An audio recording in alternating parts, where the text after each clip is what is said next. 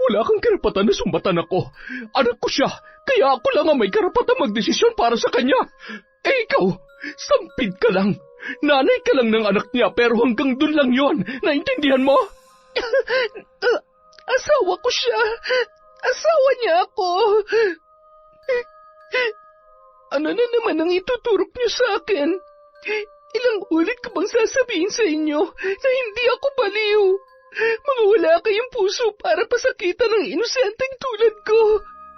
Maging masaya sana kayo sa halaga ng pera na ibinayad sa inyo habang araw-araw at gabi-gabi akong pinapatay sa sakit na mawalay sa anak ko. Pagbabayaran yung lahat to, babalikan ko kayong lahat. Bakit ba nangyari sa amin to? Bakit ba ako pinahihirapan ng ganito? Ito na bang kabayaran sa mga kasalanan ko? Sinubukan ko lang naman protektahan ang anak ko at ang apo ko laban sa babaeng yun.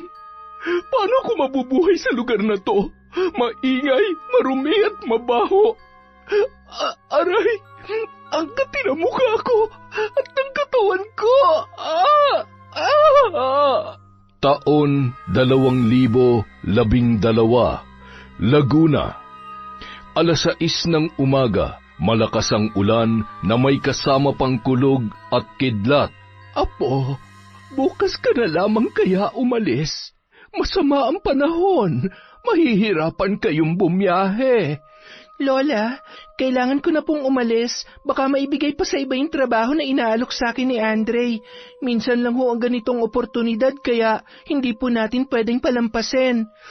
Ay, o siya. Basta mag-iingat ka lagi doon. Lagi kang tatawag para hindi kami nag-aalala sa'yo. Isa pa, huwag basta magtitiwala, ha? Nagkalat ang mga manloloko ngayon. Ingatan mo yung puso mo at ang pagkababae mo. Huwag kang magpapabuntis kung ayaw mong pagpiestahan ng mga tsismosa dito sa atin. Si Lola talaga. Hindi pa nga ako nakakaalis kung ano-ano na naman ang iniisip. Huwag kayong mag-alala. Aalagaan kong sarili ko at yes, hindi ako magpapaloko. Alam kong mamimiss niyo ako pero konting taste lang muna para naman may paayos natin tong bahay. At saka ayaw ko nang bumalik pa kayo sa pambabarang, Lola. Masama ho yun at natatakot ako na baka bigla tayong balikan ng mga pamilya na binibiktima niyo. Aba, napag-utusan lamang naman ako. Sila ang lumapit sa akin kapalit ng malaking halaga. Yun na nga po. Nagkapera nga kayo pero may buhay naman na napapahamak. Paano kung yung mga binabarang nyo sila naman talaga ang biktima? Maraming ganon. Kinaingitan lang kaya pinapabarang. Hindi naman lahat ng lumalapit sa inyo ay naghahanap ng hustisya para sa sarili nila o kaya para sa importanteng tao sa buhay nila. Minsan, sila naman talaga ang masama at ginagamit lamang kayo para pahirapan yung tao na ipinapabarang nila. Kaya tama na ho. Nangako na kayo sa akin. Oo na, hindi ko nagagamitin ang aking itim na kaalaman. Kung sakali man, yun ay kung may tao lamang na mang-aagrabyado sa'yo. Aba, lintik lang ang walang ganti. Gantiin na nila ang lahat. Huwag lamang ang pinakamamahal kong apo. Umuwi ka ng ligtas at wala ni katiting na galos, ha? Gusto ko ay araw-araw ka pa rin naming nakakausap ng Lolo Gido mo. Nasaan na nga ba yun? Gido! Gido! Aalis na si Glyza. Kumuha ka ng tricycle at nang hindi na ito sumadya pa sa paradahan. Mukhang wala yatang planong tumila ang ulan, ha? Napakalakas ng ulan. Mababasa ako. Kaliligo ko lamang kahapon at masyadong malamig Baka naman umatake na naman tong ubo ko. Oh, kita mo na. Inatake na naman ang katamaran ng lolo mo. Alam mo, apo, huwag ka na magtataka kung isa sa mga araw na ito ay malalaman mo na lamang na pinalayas ko na ang Lolo Gido mo. Kapag inuutusan ay napakaraming palusot. Nakakapikon na minsan. Sadya naman kasing napakalakas ng ulan. Bukod sa nag-aalala ko sa apo natin na bibiyahin ang ganitong panahon, saksakan ng lamig kaya alam mo namang mahina ako dyan. Aba, bakit sinabi ko bang magpaulan ka? Napakalaki ng payong dyan. Bakit hindi mo gamitin? Gusto mo bang ihambalos ko sa iyo yan? Eto na nga, kikilos na. Kapag ako tinamaan ng kidlat, mawawalan ka ng gwapo at mabait na asawa, makita mo. Wala ka na makikitang kapareho ko. Ay, salamat naman sa Diyos at sumunod din. Ay, hindi pa nga ho ako nakakaalis. Nagbabangayan na naman kayo. Huwag na ho kayong lumabas, Lolo. Patitilain ko na lang po muna ang ulan. Mabuti pa, mag-picture-picture muna tayo para naman may titingnan ako kapag namimiss ko kayo. Dito ho kayo, Lolo. Iyan. 1, 2, 3, smile. Isa pa ho, say cheese. Ang ganda ko naman riyan, Apo ah. Siyempre naman ho. At kaya ako maganda kasi nagmana ako sa inyo. Ay sus, naghihintay din na mapuri yung gurang. Alam mo, Gido, mabait ka naman. Yun naman ang importante. Hoy, kung makapagsalita ka para namang hindi mo alam kung paano ako pinagkakaguluhan noon ng mga dalaga sa baryo namin. Pasalamat ka't ikaw ang pinili ko. Ha? Aba, masyado ka namang mayabang. Hindi ko nga malaman kung bakit sa dinami-dami ng manliligaw ko noon ay sa lalaking saksakan ng katamaran pa ako napunta. Alam mo ba, Apo, ang sabi niya sa akin noon, gagawin niya ang lahat para sa akin. Sabi mo pa nga, di ba, susungkitin mo pati ang mga bituin. Pero ano nangyari? Nikulangot mo, hindi mo kayang tanggalin. Ay naku, Gido ka, oh. Masyado ka lang maselan. Kunwari ka pa pero mahal na mahal mo naman ako. Ilang beses ka na nagsabi na iiwan mo ako pero hanggang ngayon hindi ka pa rin naman umaalis. Aray! Bakit ako ang aalis sa mga kanununuan ko pa ang bahay na ito? Ikaw ang makapalamukha na hindi umaalis kahit ilang beses na kitang pinapalayas.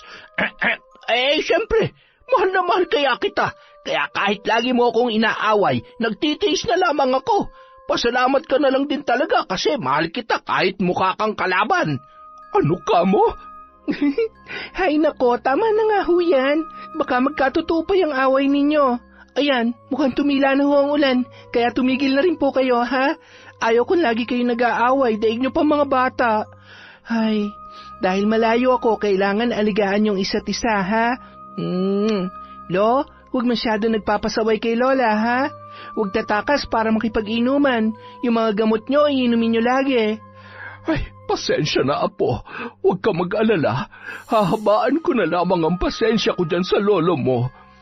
Talaga ba? Parang wala ka naman nun. Anong sabi mo? Wala na po yun. Tara na po, Lolo.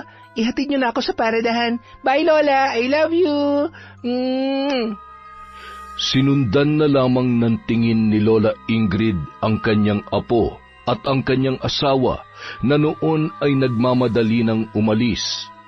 Nakaramdam siya ng lungkot, lalo na't sa matagal na panahon ay yun ang unang pagkakataon na mawawalay ng matagal sa kanila ang kanilang pinakamamahal na apo. Anak si Glyza ng kanyang ina sa pagkadalaga.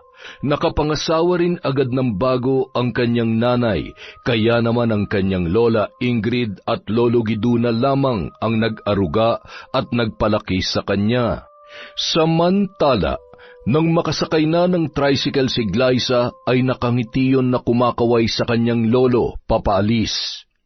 Konting tiis lang muna para sa pangarap. Mahal na mahal ko po kayo ni Lola. Nang makarating si Glyza sa terminal, ay agad na rin yung nakasakay ng bus at sakto naman na papaalis na yun. Inabot ng mahigit 10 oras ang biyahe at nang makarating sa kanyang bababaan ay naroon na rin ang kanyang sundo na si Andre. Matalik na kaibigan niya yon mula nang siya ay nasa high school pa lamang. Pareho silang suki ng bawat singing contest sa kanilang lugar. Miyembro ng banda si Andre na tumutugtog at kumakanta sa mga resto bar. Nagkataon naman na nangangailangan sila ng babaeng singer, kaya naman agad niyang ipinaalam yon kay Glyza. Thank you sa pagsundo, best ha? Wala yon, kesa naman maligaw ka pa. Kumusta? Hindi ka naman nahilo sa biyahe? Anong hindi? Idinaan ko na nga lang sa tulog eh. Alam mo naman, tapos ngayon lang kaya ako bumiyahe ng ganito kalayo. O siya, tara na't na makapagpahinga na ang best friend ko. Isang jeep na lang naman galing dito, makakarating na tayo sa apartment ko. 2 naman ang kwarto doon kaya huwag ka mag-alala. Hatian mo na lang ako sa renta kapag may pera ka na. Ang taray? Salamat talaga, Besta. Huwag ka mag-alala, kapag nakaluwag-luwag na, babayaran kita agad. Buti na lang naisipan mo akong isali sa banda nyo. Oo naman, kaya nga tinawagan kita agad eh. Alam ko na mas lalong makikilala pang banda namin dahil sa'yo. Huwag ka naman ganyan, bigla tuloy ako na pressure. Sus, ikaw pa ba? Ang galing-galing mo kaya. Ikaw nga tong laging panalo nun sa mga sinasalihan natin eh. Yung tipong kapag nakikita ka nila, alam na nila agad na ikaw ang mananalo. Oo na, tara na. Nagpatuloy sa pagkukwentuhan hanggang sa makasakay na ng jeep sina Andre at Glyza. Hanggang sa tumunguyon sa balikat ng binata at nakatulog ng muli. Bandang 6:00 na ng umaga nang makarating sila sa apartment ni Andre. Agad naman nagluto ng almusal ang binata para sa kanilang dalawa. At bago siya matulog, tinulungan na siya ni Andre na ayusin ang kanyang mga gamit. Nang magising yun, agad naman sila nag-ensayo at pagkatapos ay nagpunta na sa isang kilalang resto bar. Mababait at sobrang generous sa mga customer natin. Sigurado mag-e-enjoy ka. Mabait din yung kasamahan natin sa banda. Matutuwa sa iyo yung mga yun, lalo na mga customer. Ay, sana nga, hindi ako maunahan ng kaba. Ikaw? Kakabahan? Para kang halimaw kapag nagpe-perform sa stage? Hindi nga nagkamali si Andre. Agad na nakilala at nagustuhan si Glyza ng kanilang mga customer. Sa paglipas ng ilang buwan, isa sa mga napahanga ng dalaga ay ang binatang mayaman na si Mark. Kaibigan niya ang may-ari ng resto bar na yon, kaya naman halos gabi-gabi ay dumadaan siya pagkagaling sa trabaho. Glyza, pauwi ka na? Yes po. Hinihintay ko lang po yung kaibigan ko, si Andre. So kaibigan mo pala talaga siya maliban sa magkatrabaho kayo. Akala ko kasi boyfriend mo eh. Masyado kayong close eh. Opo sir. Ano po kasi, magkaibigan na kami mula pa nung high school. Para na nga po kami magkapatid. I see. Meaning to say, single ka pa? As in, wala pang boyfriend? Wala pa po. Wala pa pong plano. Sige po sir, ingat po kayo sa pag-drive. Babalikan ko na lang po si Andre. Ibang klase. Mukhang pahihirapan pa yata ako Ay, dinedma niya ba yung pagiging magandang lalaki ko? Hindi niya ba alam na halos magkandara pa ang ibang babae rito para lang mapansin ko tapos ako na tong lumalapit sa kanya? Lalayo pa siya. Isa sa mga araw na to, magiging girlfriend din kita. Sinisiguro ko yan. Ay, Glyza.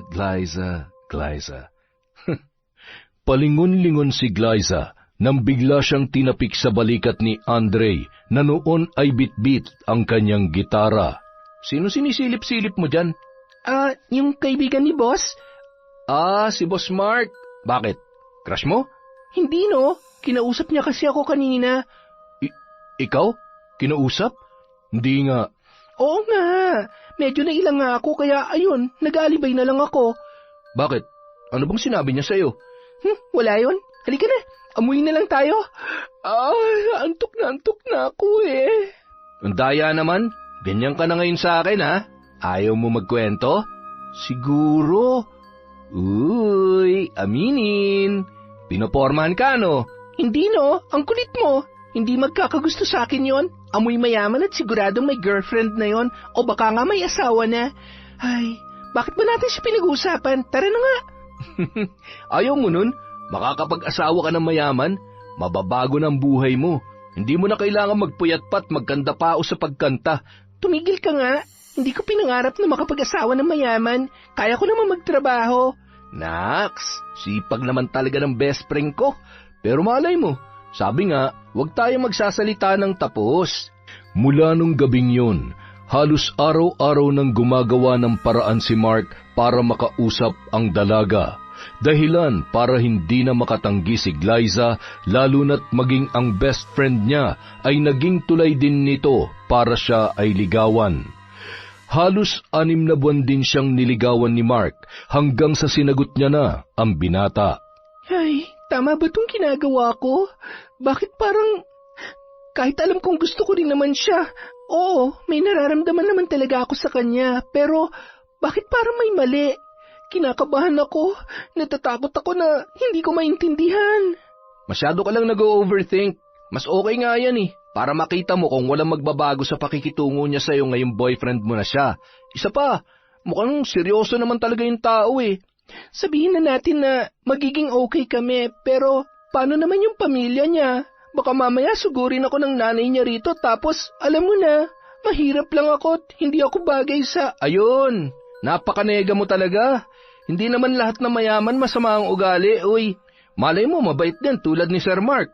Kung hindi naman, di sana mag-offer na 1 milyon tapos balatuhan mo na lang ako.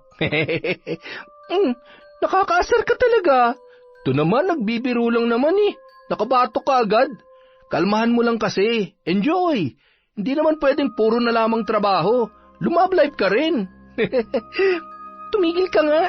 Kaya pala hanggang ngayon hindi ka pa rin nagkaka-girlfriend. Wala ka rin naman nililigawan.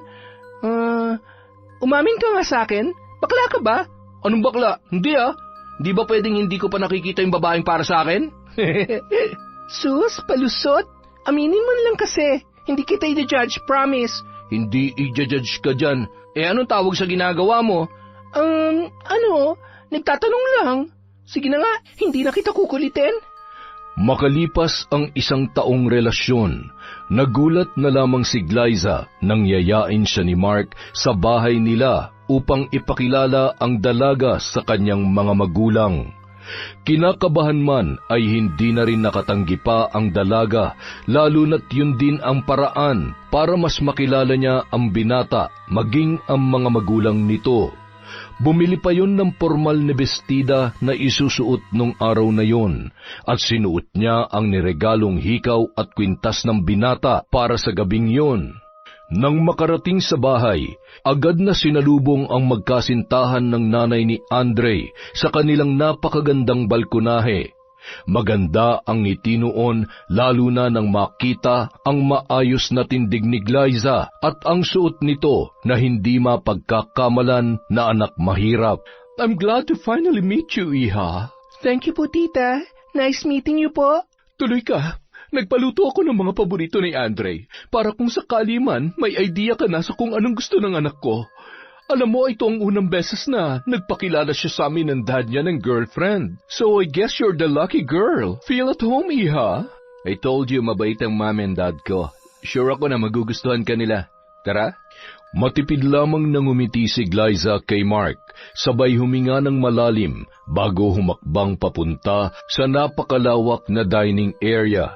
Kinikilabutan pa siya nang makita ang mga babasagin at mamahaling figurin. Grabe, ang yaman pala talaga nila. Diyos ko po, kayo na pong bahala sa akin. Baka mamaya hindi ako makasagot sa mga tanong ng mami at daddy niya. Sana naman huwag silang English ng English. Baka mamaya hindi ako makasagot eh. Nakakahiya. Babe, are you okay? Relax ka lang, okay? Dad, we're here. Si Glyza po, my girlfriend. Ikinagagalak kita makilala, Glyza. Maupo na kayo't masarap magkwentuhan habang kumakain.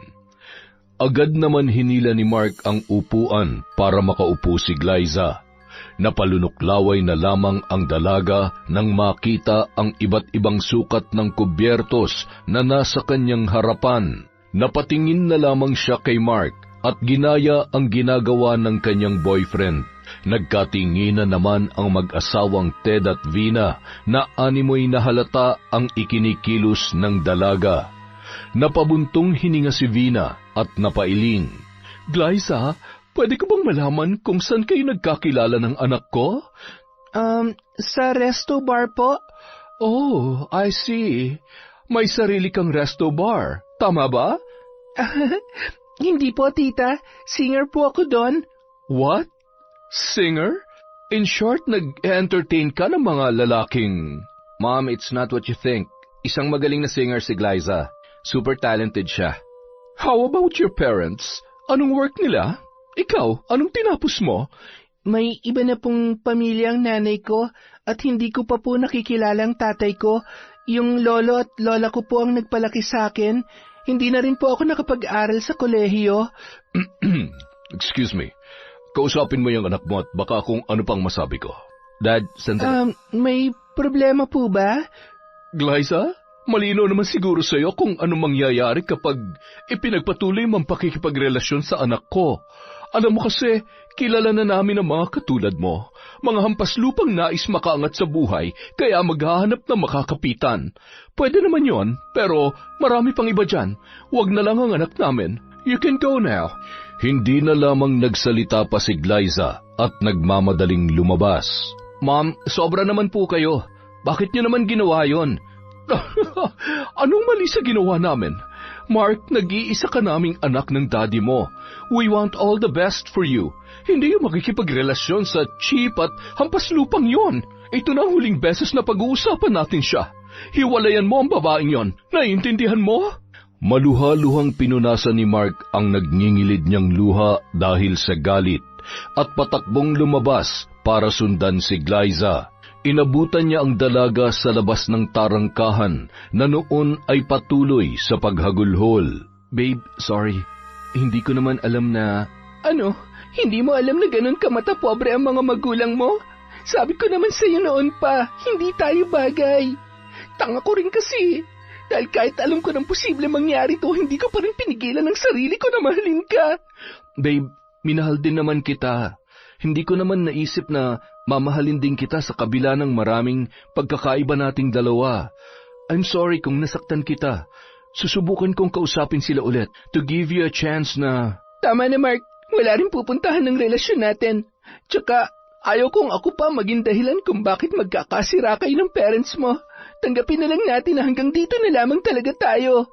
Babe, sandali. Glyza! Agad na pinara ni Glyza ang dumating na tricycle at sumakay ang dalaga.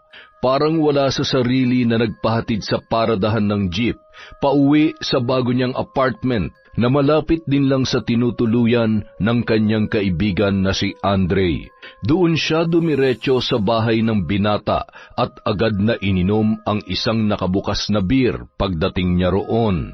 Aba, kailan ka pa natutong uminom, ha? Teka, ano ba nangyari? Bakit mugtong-mugto yung mata mo? Nag-away ba kayo ni Mark?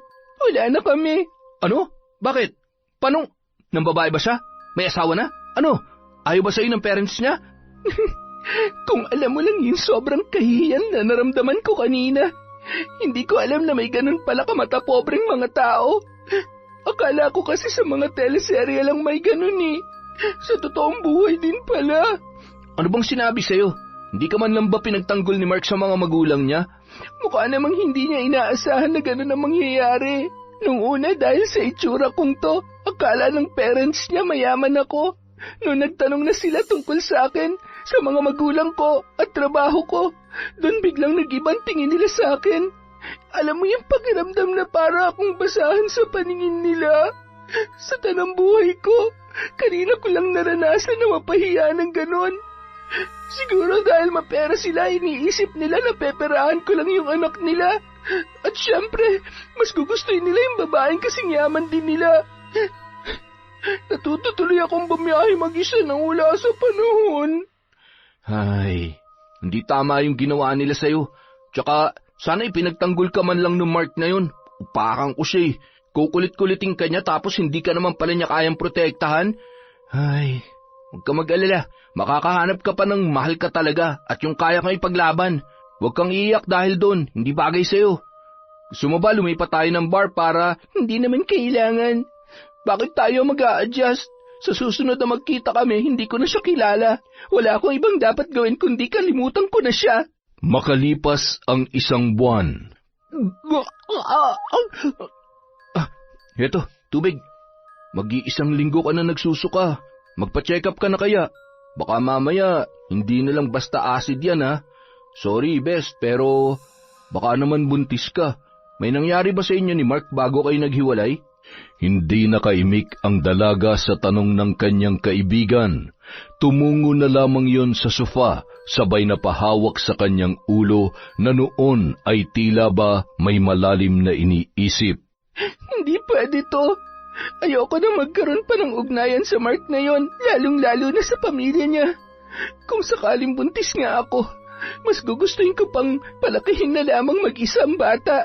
Tapos, ikaw ang mahihirapan. Bah, kung buntis ka, dapat kanyang panagutan at ang batang nasa sinapupunan mo. Kahit man lang sa pinansyal na pangangailangan ninyo. Isa pa, hindi ka pwede magpuyat kung buntis ka. Paano ka magtatrabaho? Uuwi ka ba sa probinsya? Ay, nakakainis. Ano ba tong pinasok ko? Hindi to pwedeng malaman ni Lola. Sigurado mapapagalitan niya ako. Bes, anong gagawin ko? Ay, sasamahan kita magpa-check up tapos kapag nakumpirma natin na buntis ka, kailangan mo magdesisyon para sa ikabubuti ng bata, hindi lang para sa sarili mo. Nung araw ding yon, nakumpirma nila na mahigit 2 buwan ng buntis si Glyza. Pag-uwi sa bahay ay hindi pa rin halos makausap yon ni Andre. Pwede bang ako na lang ang magsabi kay Mark? Alam kong masama pa rin ang loob mo sa kanya, pati na rin sa mga magulang niya. Pero alam ko naman na hanggang ngayon mahal mo pa rin siya. Tatay siya na magiging anak mo. Malay mo pag nalaman ng mga magulang niya na magkakaapo na sila, magbago na rin ang tingin nila sa'yo. Nung una, hindi muna ipinaalam ni Glyza ang totoo kay Mark, hanggang sa naging maselan ang kanyang pagbubuntis. Kaya kinakailangan niya ng humingi ng tulong sa ama ng bata na nasa kanyang sinapupunan. Nang malaman yun ng binata, agad niya yung ipinaalam sa kanyang mga magulang. Anong gusto mo mangyari ngayon? Pakakasalan mo ang babaeng yon? At bakit naman po hindi? Pero sa ngayon, ang importante yung bata. Kailangan niyang tulong ko. Kailangan ako ng mag-ina ko. Mark, nahihibang ka na ba? Isa pa, gaano ka nakasisiguro na anak mo ngayon? Alam mo, mga babaeng katulad niya, gagawin ang lahat para lamang mangyari ang gusto nila. Pera lang yan. Yaman lang ang kailangan niya sa'yo, kaya huwag kang basta-basta magpapauto sa babaeng yon. Mom, Dad, hanggang ngayon ba naman kayo pa rin na magdedesisyon para sa akin? May sarili akong buhay. May trabaho naman ako at hindi aasa sa inyo para sa mag-ina ko. So please, kung ayaw niyo kay Glyza, fine. Pero hindi na ako magpapakontrol sa inyo. Sige, magmatigas ka. Baka nakakalimutan mo na lahat ng meron ka pwedeng mawala sa oras na lumabas ka sa pintong yan. Kapag ipinagpilitan mo yung gusto mo. Galit na pinagsusuntok ni Mark ang pader dahil sa pagpipigil niya ng galit. Sa oras na may mangyari masama sa mag-ina ko, hindi ko kayo mapapatawad. Mark! Anak! Mark! Mukhang nabilog na nga ng babaeng yon ang ulo niya. Alam mo, may naisip akong paraan. Bakit hindi natin pagbigyan ng gusto ng anak natin? Kapag nandito na ang babaeng yon, mabilis na lang natin siyang matatanggal sa buhay ni Mark. Isa pa, hindi ako makakapayag na isang babaeng hampas lupa ang kalalakihang ina na magiging apo natin. Kapag nakapanganak na siya, para na lang siyang lumang gamit na wala ng silbi at kailangan ng itapon. Marami pang paraan para magbago ang isip at nararamdaman ni Mark para sa babae na yon. Huwag ka mag-alalahan. Ako nang bahala. Hindi naman pwedeng lalo tayong magmukhang kontrabida sa buhay ng sarili nating anak. You know, kung alam niya lang na we're just trying to protect him. Ay. Kalaunan, sinamahan pa ng mag-asawa ang kanilang anak na sunduin si Glyza sa apartment na kanyang tinutuluyan. Pasensya ka na nung nakaraan, Iha. Ang mabuti pa'y kalimutan na natin yon. Ang importante sa ngayon, maging maayos ang lagay nyo na magiging apo namin. From now on, parte ka na rin ng pamilya. Huwag ka mag-alala, hindi ka namin pababayaan. Salamat po. Kung hindi po sana masela ng pagbubuntis ko, hindi ko naman... Babe, responsibilidad ko kayo ng baby natin. Mahal kita at pakakasalan kita. Para patunayan ko sa iyo na mahal kita, hindi na ako makakapayag na maghiwalay pa ulit tayo. Tara na, huwag ka na mag-isip ng kung ano-ano. Makakasama sa anak natin yan. Isang private civil wedding, kung saan silang dalawa at ang mga magulang lamang ni Glyza ang naging saksi sa pag-iisang dibdib ni na Mark at Glyza. Sa katunayan, ang mga magulang ni Mark ang nag-asikaso ng lahat ng yun. Masaya naman si Glyza dahil kahit papaano nararamdaman niya na natanggap siya ng mag-asawa. Hindi pa rin ako makapaniwala na kasal na tayo. Thank you, Mark. Salamat kasi pinaglaban mo pa rin ang relasyon natin. Kami ng baby natin.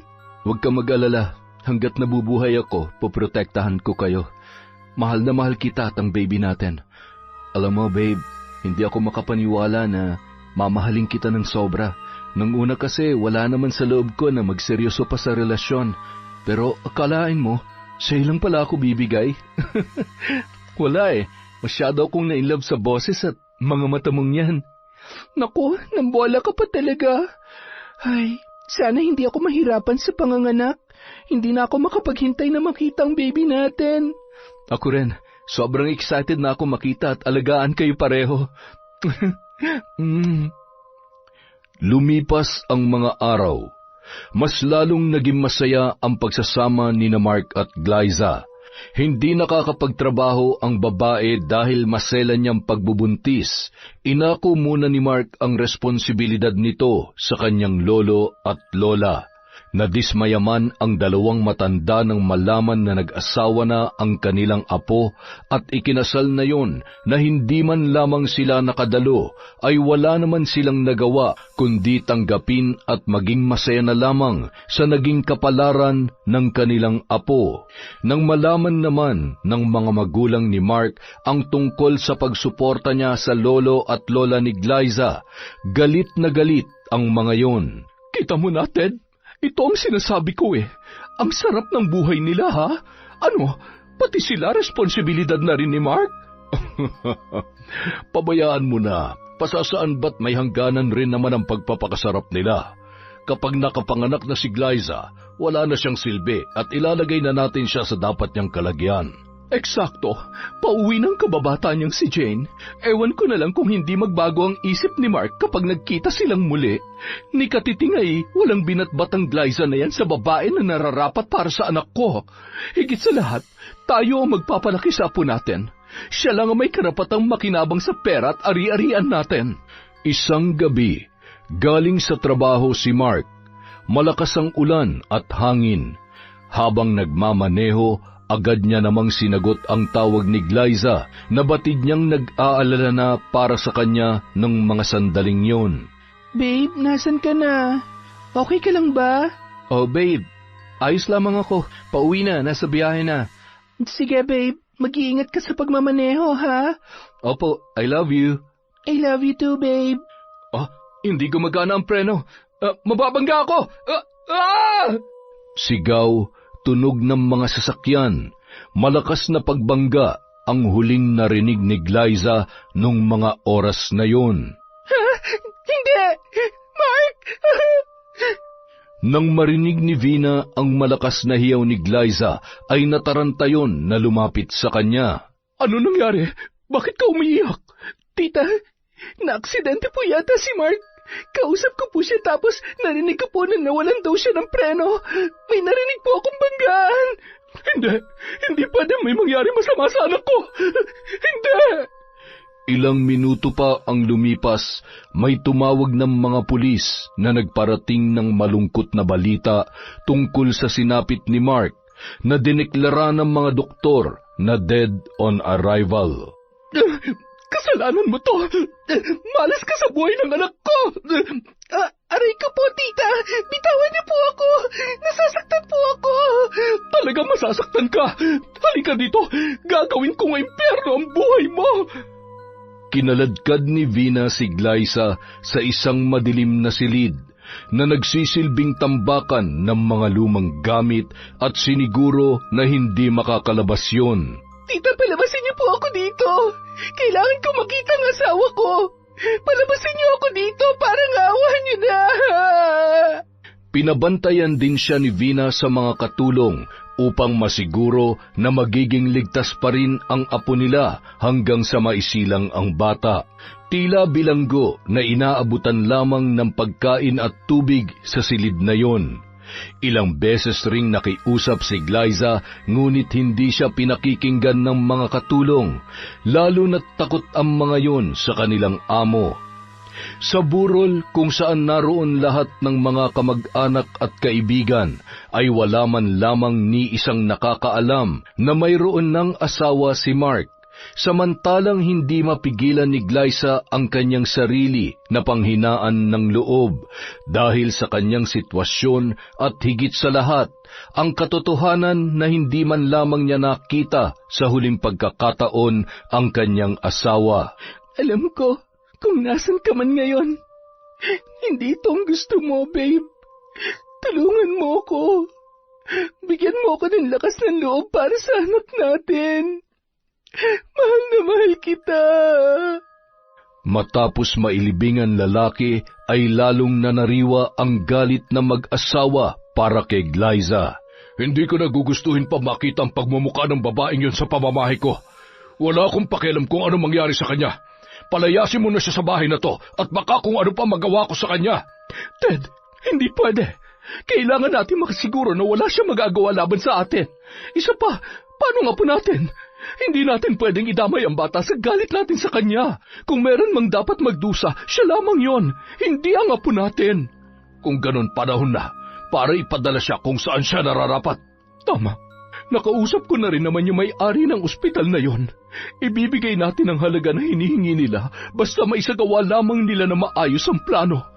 Bago yon, gusto ko munang iparamdam sa kanya at isang palang katotohanan na ni minsan ay hindi siya welcome sa bahay na to at hindi siya magiging parte ng pamilya natin.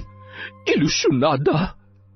Isang gabi, mahimbing na natutulog si Glyza habang iniinda ang labis na pagkahilo dahil sa mainit na silid na mahigit 1 linggo niya nang tinitiis. Nagising siya nang bigla na lamang may sumipa sa kanyang paa at nang imulat niya ang kanyang mga mata ay dahan-dahan siyang tumayo sa kanyang kinahihigaan.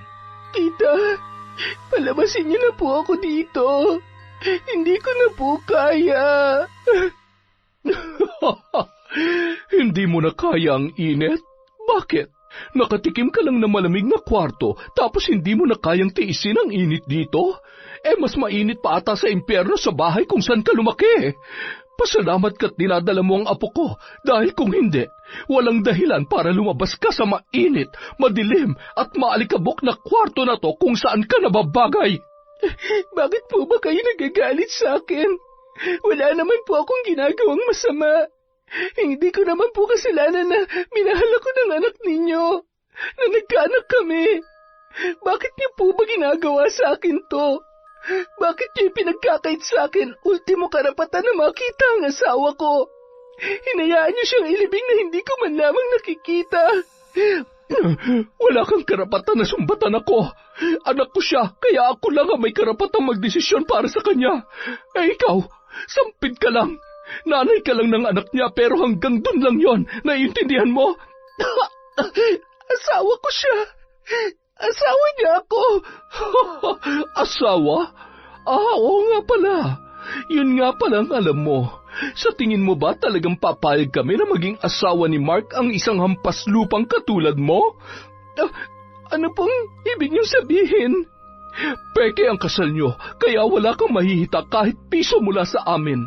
Pasalamat ka nga dahil sa ilang buwan mo ng pagtira dito ay nakaranas ka ng masarap na buhay. At isa pa, alam ko rin naman na ang anak ko ang nagpapadala ng sustento sa mga patay gutom mong lola at lola. Hindi ba?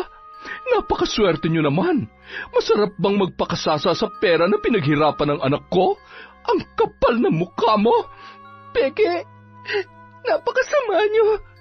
Ni minsan wala akong hiningi sa anak nyo. Kusang loob niyang ginawa yon dahil hindi na ako makapagtrabaho.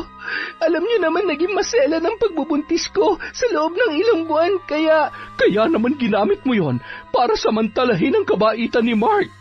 Ngayong wala na siya at alam mo na ang totoo. Malaya ka na makakaalis sa bahay na to kapag naisilang mo na ang anak mo.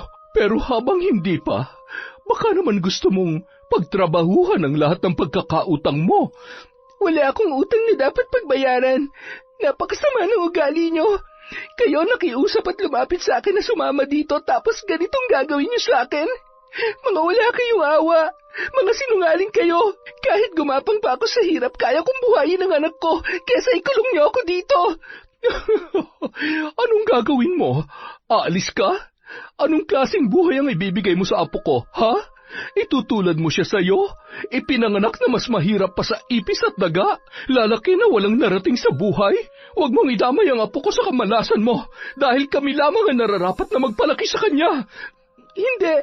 Hindi niyo makukuha sa akin ang anak ko. Mamamatay muna ako bago niyo siya makuha sa akin.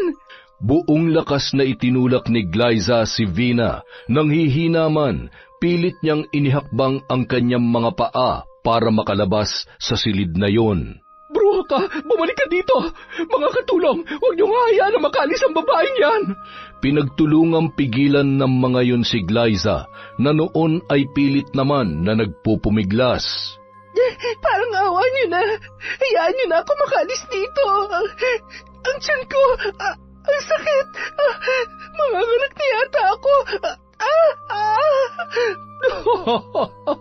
Tingnan mo nga naman ang pagkakataon, Glyza. Kaya naman siguro malinaw na sa'yo na kahit anong gawin mo, wala ka nang magagawa pa para ilayo sa amin ang anak mo. Dahil kahit sarili mo, hindi mo matutulungan. Kung ano man ang binabalak mo, tandaan mo, hindi hahayaan ng Diyos na ilayo mo sa akin ang anak ko. Makalipas ang ilang sandali, umalingaw-ngaw na ang tunog ng ambulansya. At doon ay agarang isinugod sa ospital si Glyza. Nanganak yon sa isang pribadong ospital. Matapos mailuwal ang isang malusog na sanggol, ay tanging iyak lamang noon ang kanyang narinig, bago siya nawalan ng malay. Samantala, nang magising ang babae, ay nasa loob na siya ng isang makipot na silid. Wala siyang marinig na ingay mula sa labas. Kinapa niya ang kanyang tiyan at parang kumakabog ang kanyang dibdib nang maalala ang kanyang bagong silang na anak. Ang anak ko! Hindi maaari! Hindi nila pwedeng kunin sa akin ang anak ko! Tao po! Tao po! May tao ba dyan? Pakiusap palabisin niyo ako dito! Kailangan ako ng anak ko! Ibalik niyo sa akin ang anak ko! Dahil sa malakas niyang sigaw, may tumungo namang 3 tao na masasabi niyang nurse dahil sa mga suot na uniforme ng mga yon. Nasaan ang anak ko? Pwede ko ba siya makita? Pasensya na ho, pero wala po kaming alam tungkol sa sinasabi nyo. Nasa mental facility po kayo ngayon para ho gumaling na kayo. Tuturukan ko na lang ho muna kayo ng pampakalma. Mental facility? Teka, huwag mo iturok sa akin yan. Hindi ako baliw. Bagong panganak ako. Nasaan siya? Nasaan ang anak ko? Ibalik niyo sa akin ang anak ko. Kawawa naman siya. Mukha namang nasa maayos siyang pag-iisip. Ginagawa lang natin ang trabaho natin, pre. Isa pa, hindi naman siya dadalhin dito ng mga kamag-anak niya kung wala talaga siyang sakit sa pag-iisip. Ay, tama ka naman. Tara na, marami pa tayong pasyente na asikasuhin. Samantala, Gido, kumusta na kaya ang apo natin? Bakit kaya hindi siya nagpaparamdam? Ilang gabi ko na rin siyang napapanaginipan. Hindi kaya may nangyari na masama sa kanya? O di kaya ay may pinagdadaanan siya ngayon? Ay, kung ano-ano naman yung iniisip mo, hindi naman yun pababayaan ng asawa niya. Kaya huwag ka na masyadong mag-isip pa. Sinusubukan ko naman pero iba talaga ang pakiramdam ko. Kung maaari ko lamang siyang puntahan ay ginawa ko na. Paano naman natin siya pupuntahan? Hindi naman tayo maalam bumiyahe.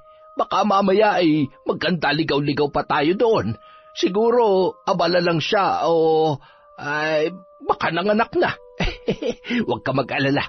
Pasasaan ba't tatawag din yon? Kailan ba naman tayo natiis ng apo natin?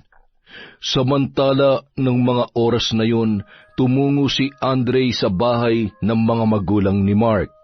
Nag-aalala na rin kasi siya sa kalagayan ng kaibigan, lalo na nung malaman nito na patay na ang asawa noon. Maraming beses niya na kasing tinawagan si Glyza, ngunit hindi niya makontak ang kanyang kaibigan. Sinubukan niya rin yung i-message sa social media accounts, ngunit wala rin siyang makuhang sagot. Paulit-ulit niyang pinindot ang doorbell hanggang sa may lumabas na isang katulong. Sir? Sino po sila? Ano pong kailangan niyo? Ako po si Andre. Kaibigan ko si Glyza. Gusto ko po sana siyang kumustahin at makausap. Nandiyan po ba siya? Ay, kaibigan po kayo ni Ma'am Glyza, sir? Ay, wala na ho dito ang kaibigan ninyo. Ang totoo po niyan, naawa po talaga ako sa nangyari sa kanya. tulungan niyo ho siya. Kailangan niya ho kayo. Kapag nakita niyo ho siya, pakisabi na lang na sorry. Hindi ko siya magawang tulungan dahil kailangan na kailangan ko ho ang trabaho ko para sa mga anak ko. Paano ko ho siya tutulungan? Bakit? Ano po ba talaga nangyari sa kanya? Nung mga oras na yon, ibinigay ng katulong ang pangalan ng mental institution na aksidente niya lamang narinig sa kanyang mga amo at sinabi kay Andre ang kanyang mga nalaman. Maraming salamat po sa tulong niyo. Tatanawin ko ho itong malaking utang na loob. Aalis na po ako. Nang makapasok ang katulong, agad naman yung inusisa ni Vina. Ay, wala po, ma'am. Nagtanong lang po kung may malapit daw hong paupahan dito. Sabi ko ho ay magtanong-tanong na lamang siya sa iba at marami ho akong ginagawa. Mabuti naman. Siya nga pala, kung sakaling may pupunta dito at hahanapin ang bruhang ina ng apo ko, sabihin mo matagal nang wala dito. Sabihin mo naglayas na, sumama sa ibang lalaki at wag niyong papapasukin dito sa pamamahay ko. Naintindihan niyo? Huwag kayong tatanga-tanga kung ayaw niyo masaktan at mawalan ng trabaho. Sige, bumalik na kayo sa ginagawa ninyo. Samantala, nung araw ding yun, pinuntahan ni Andre ang nasabing mental institution at nagtanong-tanong tungkol sa pasyente na kanyang hinahanap. Hindi man lamang siya pinapasok ng security guard matapos marinig ang pangalan ng babae na kanyang itinatanong. Bakit bang kulit mo? Sinabi na ngang wala, hindi ba? Kung talagang wala siya dito, bakit hindi niyo ako papasukin? Manong guard, parang awa niyo na. Kailangan niyang tulong ko. Kailangan natin siyang tulungan. Aba, lintik na ito ah. Saksakan ng kulit. Sinabi na ngang wala eh. Patuloy na nagpumilit yon nang makita naman ng nurse na isa sa mga naka-assign kay Glyza. Bakit hindi niyo na lang siya papasukin para maniwala siya na wala dito ang pasyenteng hinahanap niya? Kahit kailan talaga pahamak rin ang nurse na to eh. Kaya bago-bago masyadong nakikialam. Ewan ko na lang kung hindi mawala ng trabaho yan dahil sa pakikialam niya. Kita mo na, masyado ka mayabang.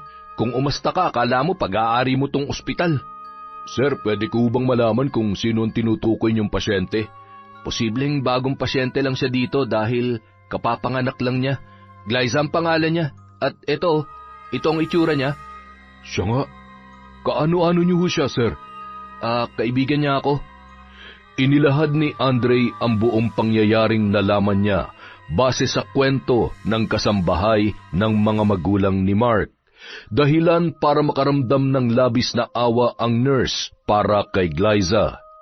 Mas mabuti ho kung ire-report niyo ang pangyayaring ito sa mga pulis o kung sino man po makakatulong sa inyo para makaalis ho dito ang kaibigan ninyo ng ligtas. Habang ginagawa niyo po yun, makakaasa kayo na hindi ko pababayaan ang kaibigan ninyo. Agad namang lumabas si Andre na noon ay nakipagtitigan pa ng masama sa gwardya ng ospital na yon. Pagsapit ng gabi, masinsinang kinausap ng nurse si Glyza nang madatnan nun na humahagulgol ang babae habang yakap-yakap ang isang unan. Ano na naman ang ituturok niya sa akin? Ilang ulit ko bang sasabihin sa inyo na hindi ako baliw? Mamawala kayong puso para pasakitan ng inosenteng katulad ko.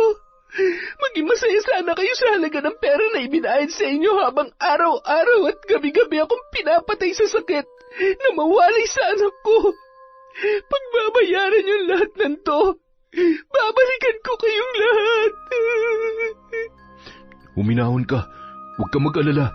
Hindi na kita paiinumin ng gamot na hindi makakabuti sa kalusugan mo. Ang ilan sa mga ito, kailangan mo para makatulog ka na maayos. Matinding depresyon ang pinagdadaanan mo. Alam ko na ang totoo. Konting tiis na lang. Makakalabas ka rin dito at makakasama mo ng anak mo. Pero habang hindi pa dumadating ang araw na yon, kailangan mo magpalakas. Naniniwala ka sa akin? Oo, pero walang pwedeng makaalam sa kung anong pinag-usapan natin ngayon, ha? Kailangan natin mag-ingat dahil hindi naman natin alam kung sino talaga ang kasabwat ng mga biyanan mo dito sa loob ng ospital. Magdasal ka lang.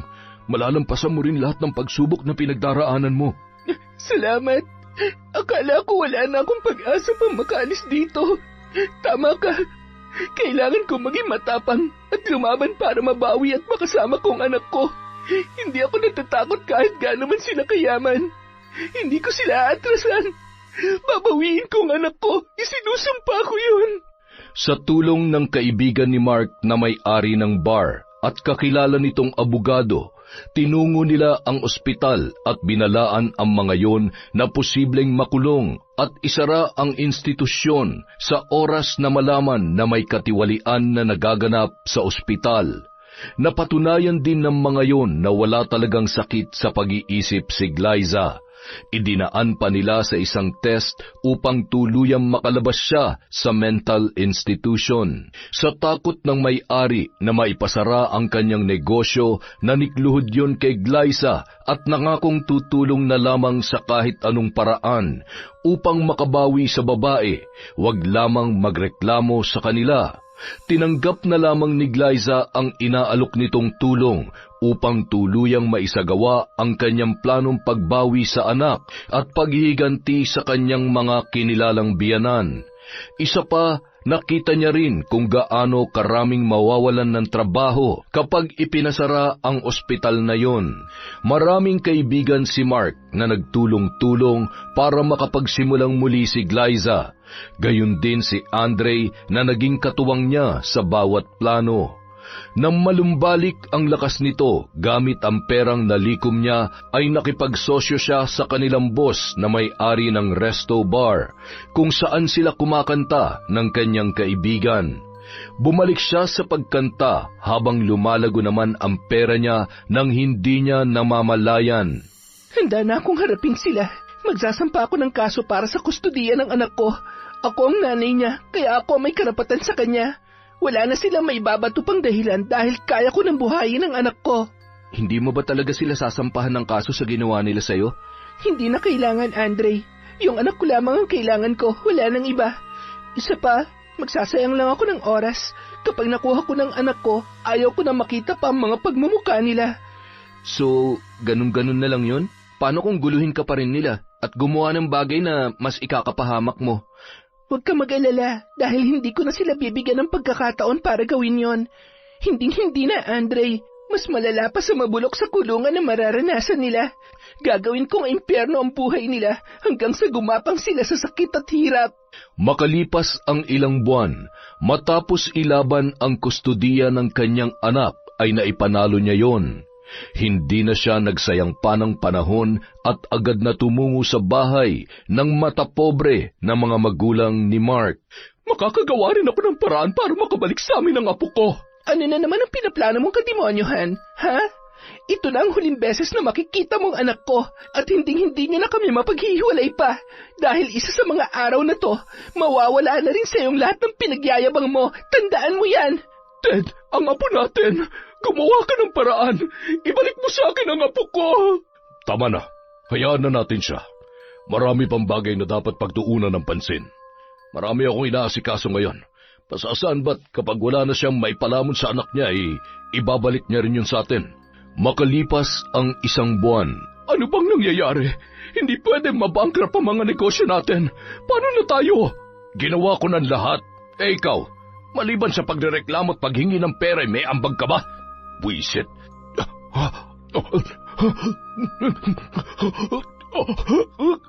Ted, ano nangyayari sa'yo? Ay, Diyos ko! Ano bang tinitingin-tingin niyo, mga inutil kayo?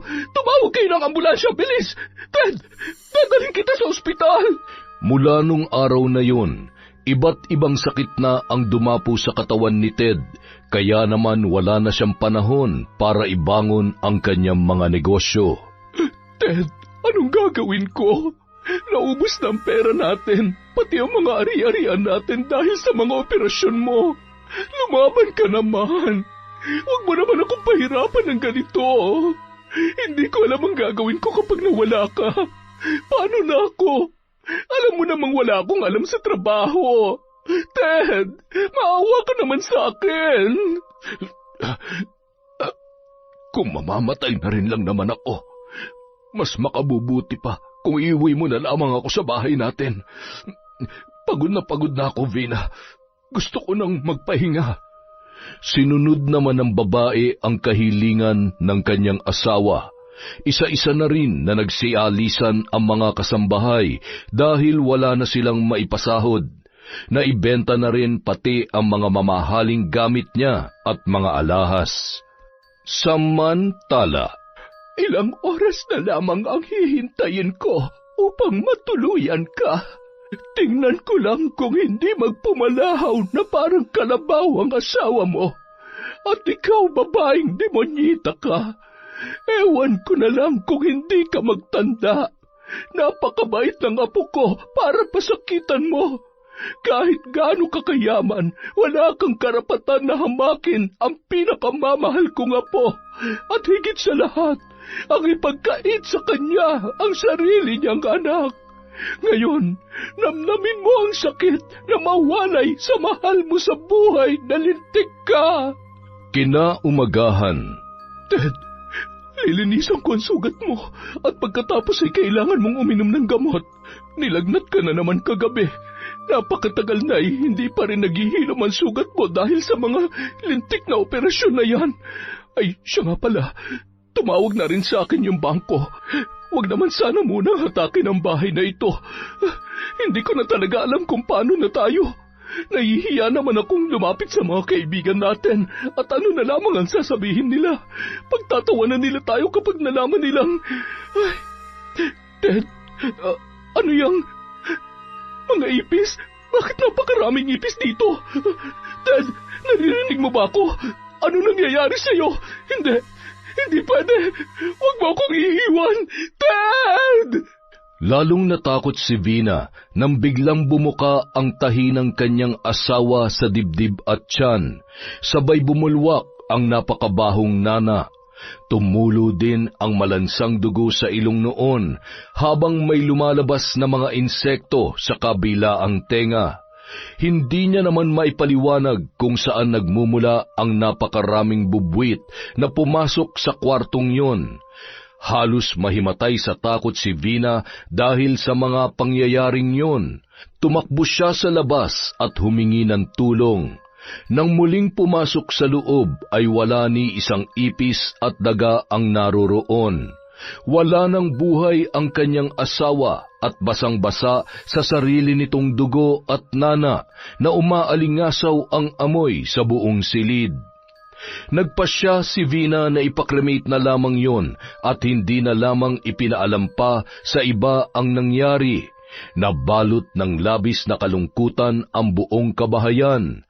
Para siyang mamamatay sa lungkot sa bawat araw, lalo na at nag-iisa na lamang siya sa buhay. Higit sa lahat, unti-unti nang nauubos ang natitira niyang pera sa kanyang pitaka. Makalipas pa ang ilang araw, nahatak na ng bangko ang kanilang bahay. Naghanap yon ng maliit na silid na maaari niyang upahan. Masikip, maalikabok, katre ang higaan at nang tingnan niya sa ilalim ay napakarumi noon. Bakit ba nangyari sa amin to? Bakit ba ako pinahihirapan ng ganito? Ito na ba ang kabayaran sa mga kasalanan ko? Sinubukan ko lang naman protektahan ang anak ko at ang apo ko laban sa babaeng yon. Paano ako mabubuhay sa lugar na to? Maingay, marumi at mabaho. Aray, ang katina mukha ko, pati ng katawan ko, ano ba naman to, pati salamin basag at... Bakit nagkakaganitong balat ko? Ilang sandali pa lang ako nandito para magpantang ng ganito kalalaki at... ang kate, buwisit na buhay to. Bandang 10:00 ng gabi, lumabas si Vina na nakatalukbong at bumili ng pagkain. Nandidiri namang hinawakan niya ang plastik na pinaglalagyan noon. Malinis ba to? Hindi ba masisira ang tiyan ko dito? Ang arte mo naman. Sa dami ng galis mo sa katawan, nagagawa mo pa mag-inarte ng ganyan? Ititinda ko ba to kung marumi? Oo na, hampas lupa. Nagtatanong lang, nagagalit na agad. At hello, wala akong galis. Allergy yan, no? Lokong yun Tagasan ba yun at ngayon ko lang nakita dito? Ay... Pagkatapos kumain, sinapinan niya ang katre upang maiunat ang kanyang katawan. Mayat-maya siyang nagkakamot hanggang sa magkasugat-sugat na yon. Paano ako makakatulog? Sobrang hapdi at kate. Kailangan ko na magpaderma, kaya lang Wala na nga pala akong pera. Tawagan ko kaya mga kaibigan ko at baka sakaling mapahiram nila ako. Kaya lang, hindi pwede.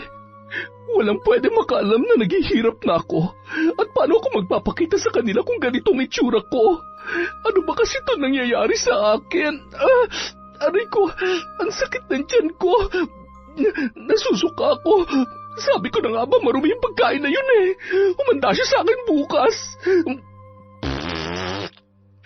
Dahil sa labis na pananakit ng tiyan, pinagpapawisan na rin siya ng malamig, hanggang sa nanghina at hindi na namalayang nakatulog na sa kanyang kinahihigaan.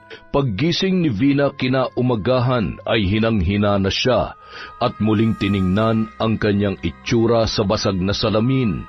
Nanginginig ang kamay na hinawakan ang kanyang muka na malayong malayo na sa dati niyang itsura. Bakit mo pa ako pinahihirapan ng ganito? Mas gugustuhin ko pang mamatay kaysa mabuhay ng ganito. Pagod na ako. Kunin mo na lang ako. Naririnig mo ba ako? Gusto ko na mamatay. Sa kabilang banda, marami ka pang dapat matutunan sa buhay. Isa pa, hindi ka pa nga nagbabago ay gusto mo na agad mamatay. Masyado ka namang excited na pumunta sa impyerno. Ay, yan ang napapala ng mga taong katulad mo. Akala mo madadala mo ang karangyaan hanggang sa ikalawang buhay? Ano ka ngayon? Mahirap kami pero hindi hamak na mas kaawa-awa ka kesa sa amin. Buti nga sa'yo. Makalipas ang isang buwan, dahil hindi pa rin siya makabayad sa upa sa kanyang tinitirhan, ay pinalayas na siya ng may-ari. Kahit anong pakiusap ay hindi man lamang siya pinakinggan noon. Nagpalakad-lakad na lamang yon sa kung saan-saan, hanggang sa tuluyan ng mawala sa katinuan. Madalas na memerwisyo ng mga nagtitinda ng pagkain at nananakit din. Kaya naman, hinuli yon ng mga opisyal ng barangay at dinala sa pampublikong mental institution. Ano ba? Bitiwan niyo ako mga hampas lupa! Bakit niyo ako dinala dito? Hindi ako baliw! Nang maisama sa mga kababaihan na may kondisyon sa kaisipan, ay lalo lamang nagwala yon sa galit. Huwag kayong lalapit sa akin! Mababaho kayo! Malalansang hampas lupa! Nakakadiri kayo! Dahil sa kanyang inasal, pinag-initan yon ng mga baliw na naroroon. Pinagtulong-tulungang sabunutan, tadyakan at apak-apakan. Dahil sa nangyari, madalas nasa sulok na lamang yon, takot at umiiyak na parang bata. Hindi yon makatulog dahil sa mga naririnig niyang bulong sa kanyang tainga sa tuwing sumasapit ang gabi. Madalas niya ring nakikitaan ng uod ang kanyang mga sugat. May mga oras na kumikirot ang kanyang ulo at pakiramdam niya ay may mga galamay ng insekto na gumagapang sa loob ng kanyang katawan. Makalipas ang ilang buwan, umayos naman ang lagay ng kanyang pag-iisip dahil sa mga gamot, ngunit wala pa ring pagbabago sa kanyang mga sugat. Minsan niya nang narinig na pinag-uusapan siya at nababanggit ang tungkol sa barang. Nung mga oras na yon ay naalala niya si Glyza. Patawarin mo sana ako. Nagsisisi na ako sa mga kasalanan ko sa iyo. Alam kong huli na para may tama ako ang mga pagkakamali ko. Gusto ko pang makita ang apo ko. Miss na miss ko na siya.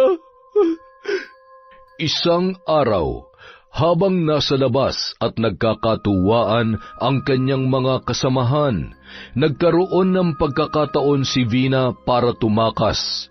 Lumusot yon sa isang awang ng sirambakod sa likod na bahagi ng building ng mental institution. Hindi na ako babalik sa loob. Hahanapin ko ang apo ko. Hahanapin ko sila. Hihingi ako ng tawad sa lahat ng nagawa ko.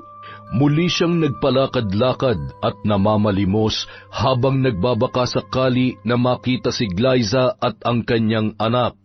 hanggang sa tuluyan ng maging pulubi na umaasa na lamang sa grasya na nagmumula sa lahat ng kanyang makakasalubong.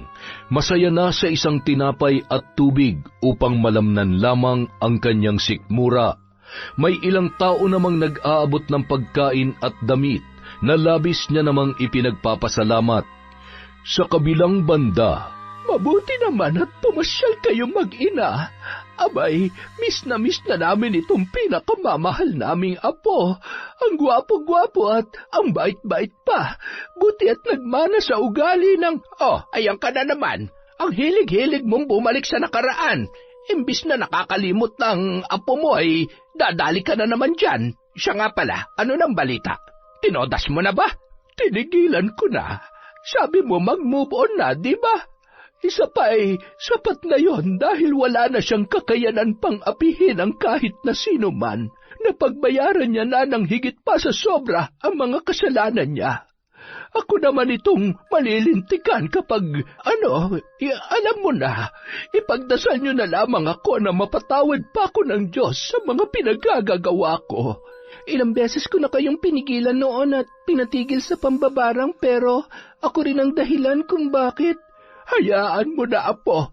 Nagkasala na rin naman ako ay lulubos-lubusin ko na. Kung hindi ko ginawa yon, baka kung ano pang gawin nila sa'yo. Hindi ko kakayanin kung may mangyayaring masama ulit sa'yo, apo ko. Alam mo naman na ikaw ang buhay namin ng lolo mo. Sobrang mahal na mahal ka namin. Kung pwede nga lang ay bantayan ka namin hanggang sa ngayon. Kaya lamang may sarili ka ng buhay na dapat pagtuunan ng pansin at naiintindihan namin yon. Salamat po sa lahat, Lola. Hanggang ngayon, kayo pa rin po ni Lolo ang sandalan namin. At ngayong may nabili na ho akong bahay para sa atin, hindi nyo na ho ako kailangang mamiss. Kami ni Baby, dahil magkakasama na po tayo, isasama ko na kayo pabalik na Maynila. Abat, ay matutupad na ang pangarap ko na makapunta man lamang sa Maynila bago mamatay. Makakapasok na ako ng mall. Opo, may papasyal ko na ho kayo sa Maynila anumang oras. Malapit lamang po tayo doon. Masayang-masaya ako sa lahat ng naabot mo, apo. Sobrang proud kami sa iyo ng lolo mo. Mas proud po ako sa inyo. Hindi na ho kasi kayo nag-aaway. Ay, napagod na akong awayin siya. Pero 1 buwan pa lang naman akong mabait sa kanya. Kapag ka naboboring, alam mo na. Sus Mariosep naman talaga, oo. Siya, bumiyahe na tayo agad ng Malibangka. At nang hindi akong pinagdidiskitahan mo. Apo, marami bang magaganda doon? Anong sabi mo? Magagandang pasyalan. Ikaw naman, oo. Kapal ng pagmumukha mo. Naghahanap ka ng maganda. Akala mo naman ay makakabingwit ka pa sa itsura mong yan. Kung mambababae ka lang doon, maiwan ka na lamang mag-isa dito. Hay, ayan na naman kayo. Tama na yan. Huwag na kayo nag-aaway at kapag umiyak tong apo ninyo, hay nako, mahihirapan na naman tayong patahanin. Ay, siyempre, nagmana sa'yo yan. Ganyan na ganyan ka rin nung maliit ka pa. Apo, pasensya ka na sa lolo mong pasaway, ha? Makalipas ang 7 taon, sa labas ng simbahan, may hawak ang isang batang lalaki na isang supot na may lamang prutas at iba pang pagkain. Tumakbo yon papunta sa isang matanda na nakaupo sa gilid ng simbahan. Lola, pagkain po, dinala ko po ito para sa inyo. Salamat, bata. Napakabait mo naman. Nasaan bang nanay mo? Sabi mo ipapakilala mo ko sa kanya. Lagi po kasing busy ang mami ko, kaya hindi ko po siya kasama ngayon. Si Ninong Andre po ang kasama ko, nandun po siya sa car. Sabi ko po kasi sandali lang po ako. Sige po, kainin niyo na po yan. Tapos, ito po money po galing kay mami ko, bigay ko raw po sa inyo. Sabi ko po kasi kawawa kayo dito, wala po kayong house Ikaw talagang bata ka. Sige na, bumalik ka na sa ninong mo. Babay po, wag po kayong mag-alala. Sa susunod po, makikilala niyo na si mami ko. Mabait po yon. Napakabait at malambing na bata. Siguro ganyan na rin kalaki ngayon yung apo ko. Kaya siguro napakagaan ng loob ko sa kanya. Ay, ilang taon na nakalipas pero hanggang sa ngayon, hindi ko pa rin sila nakikita. Samantala, napalabas na ng sasakyan si Andre upang hanapin ang kanyang inaanak. Ay, nasan na ba yun? Pambihira, sabi saglit lang. Nakipaglaro pa yata eh. Tito Ninong, I'm here! Saan ka ba nagpunta? Doon po, nandun po yung lola na walang house eh. Kawawa po siya. Ang dami niya pong scar sa face, tapos ang dumi po ng damit niya. Pwede po ba natin siyang bigyan ng damit? Pwede naman. Sasabihin natin yan sa mami mo. Baka may mga damit siyang ipamimigay. Alam mo, manang-mana ka sa nanay mo. Pero mas malala yung pagiging caring mo sa mga palaboy. Parang sa susunod na request mo bilhan na natin sila ng bahay. Halika na't susunduin pa natin ang mami mo. Hinihintay na tayo nun. Tito Ninong, bakit lagi niyong sinusundo si mami? Love mo siya, no? Ha? Love? Kung ano-ano na naman ang iniisip mo. Ikaw talaga, kabata-bata mo pa, ang dami mong alam. Love mo si mami ko kasi lagi mo siyang inaalagaan. Alam mo, kami kasi ng mami mo, best friends kami. Hindi kami mabubuhay at sasaya kung hindi kami magkasama. Hindi po ba pwedeng kayo na lang ang daddy ko? Pwede naman. Para mo na rin naman akong daddy, pero kahit kailan, hindi ko mapapalitan ng daddy mo sa buhay ng mami mo. Kaya, Tito Ninong mo na lang ako. Tumango-tango na lamang ang bata at mahigpit na humawak sa kamay ni Andre at ngumiti na parang hindi kumbinsido sa kanyang mga sinabi. Nang sunduin nila si Glyza na noon ay nag-aaral upang mas mapalawak pa ang kanyang kaalaman sa pagpapalago ng negosyo, ay bukang bibig pa rin ng anak nito ang tungkol sa matandang kaibigan niya doon sa may simbahan. Dahil sa hiling ng bata, naghanap sila ng mga damit at iba pang pwedeng ibigay sa nasabing matanda. Isang araw, Mami, dito po. Bilis po, Mami. Oh, dahan-dahan ka lang, anak. Baka naman madapa ka niyan. Pambihira naman talaga tong anak ko, oo. Konting-konti na lang, magseselos ng lola mo.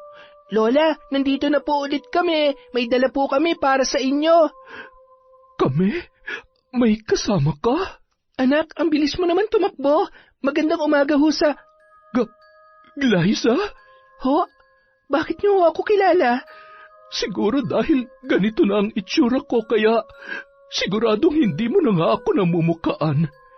Pero masaya ako na makita ka para makahingi ako ng tawad. Siya na ba ang apo ko? Anak, halika dito kay Mami. Mami, bakit po siya umiiyak? Galit po ba kayo sa kanya? Kilala niyo po ba siya? Anak, sorry pero kailangan na nating umalis. Halika na.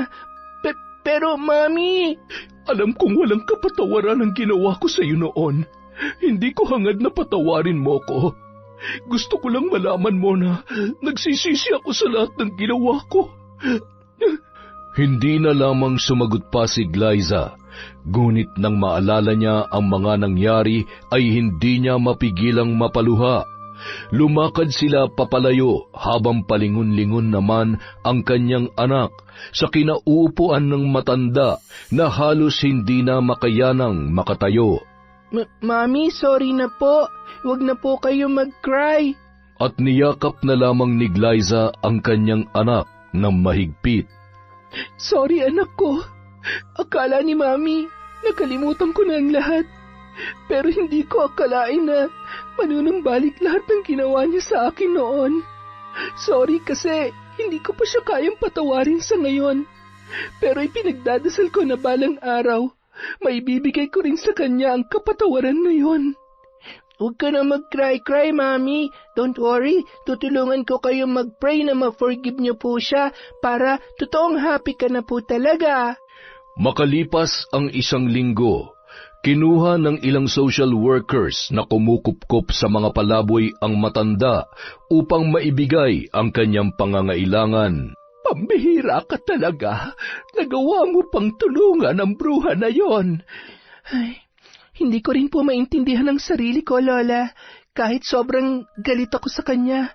Nakaramdam pa rin po ako ng awa nung makita ko ang lagay niya. Mukha naman pong nagbago na nga siya. Isa pa, sapat naman na siguro yung hirap na pinagdaanan niya para pagbayaran lahat ng mga kasalanan niya. At saka, mali rin namang gumanti tayo sa ganoong paraan. Ay, kung sa bagay, mas maigi na rin nang tuluyan ka na makausad sa mga nangyari. At saka, nanay pa rin naman siya ng tatay ng anak mo. Tama ho kayo. Alam ko na sa kabila na masamang ugali niya, hindi naman gugustuhin ni Mark na makita siya sa ganoong kalagayan.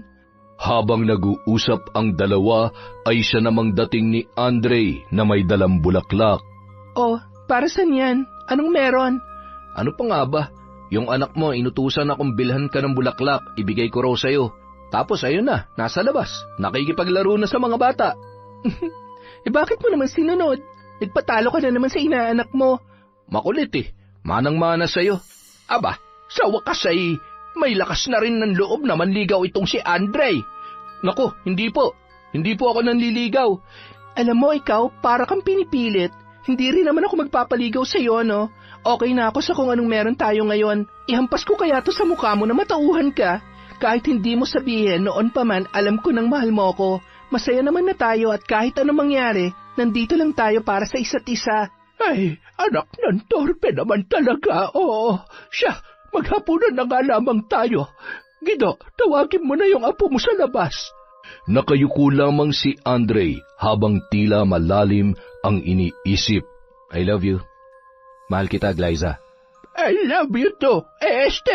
Apo, I love you raw, apo, hoy. I love you too. Salamat palagi. Pero, huwag muna nating ipilit yan, okay? Tara, kain na lang muna tayo. Sige ba? Yon! Isa na namang malupit na kwento mula sa channel natin. Pasensya na po kayo, medyo magaspang lang yung boses ni Enteng. Inubo tayo kahapon nabasa yata ng ulan sa probinsya. Pasensya na, pero syempre dapat hindi mawala ang shoutout. Simulan po natin kay Finky Rusi 14. Hi kay Merly Herbolingo. Hi din po kay Pinky ko, kay Manisan Mamot Mapadtaya. Shoutout kay Jerlyn Arabado, kay Celestina Sigua, kay Josie Aniban. Hi kay Jessica Rojas, kay Elizabeth Sabariza. Hello din po kay Romeo Marcelino. Hi kay Joy Yatutab. Shoutout kay Len TV2, kay Mary General Rhea Batiduan. Hi po kay Mira from Batangas, kay Roslyn Gumok, kay Pureza Tagiwalo. Hi kay Leonila Mempin, kay Arlene Torquiza, kay Leia Tan. Hi po kay Gemini 06. Shout out kay Boss Kimpoy Feliciano. Hi kay Robert Crimen, kay Noemi Garcia Pabunan, kay Angelina Ignacio, Rosalyn Rodriguez, Edgardo Fontanilla. Hello po kay Jennifer Sacris, kay Tolpu, Virgie, Mag, Jasmine, at sa Team MP. Cheers! From Jessica Sobremonte. Hi po kay Monica Nieves, kay Joy Frias Vargas, kay Cleo Abalos, kay Monet Soto. Shout out kay Jamie Rubio. Jamie Rubio, Dubber. Hi po kay Rosemary Casonete. Shout out kay Filipina Palsario, kay Ruben Isip, kay Grace Noses, Janice Agan, at kay Zoe Agan. Hello po kay Beth Mercado, kay Mardy Suzuki, kay Ryzen Sean, Cassandra Hilary May, Stephanie Faye, at kay Hayati from Vanji Sambile. Hello po kay Vicky Abut, kay Ami Viray, kay Ryan Alba, kay Mama Pango Loretta from Elidia Bobes. Hi po kay Amalia Kanamaru, kay Mariam Ahmed Hisham. Hi po sa Galedo family from Babes. Shout out kay Maria Benitez, kay Vimelda Gapultos, sa Bongapat at Baloloy family from Julie Ann Bongapat. Hi po kay Vilma Bautista, kay Galen Ukol, Christine Rubite. Hi kay Emelita. Hi po sa Daloso family at kay BF na si Noli Lacorte from Lynn Kaunes. Hi kay Marieta Marapaw, kay Roxanne Gaudicos, Samantha A. from Sun Clouds. Shout out kay Elizabeth Pamintuan, kay Ligaya M. Sadyasa, kay Elizabeth Dungka, Abel Hipolito, hi kay Winnie Sarial, kay Gay Somodio, kay Odi Bargamento, kay Michelle de la Cruz, Celia Tolentino.